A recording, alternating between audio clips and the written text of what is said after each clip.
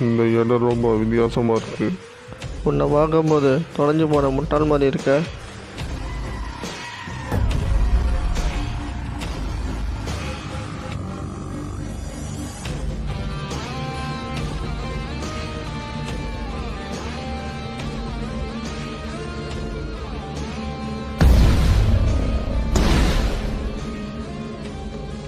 இந்த முட்டாளோட சண்டை போட நினைக்கிறியா?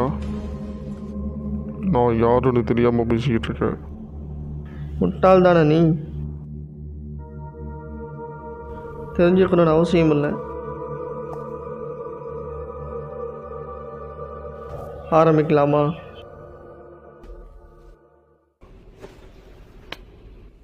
No, my next function.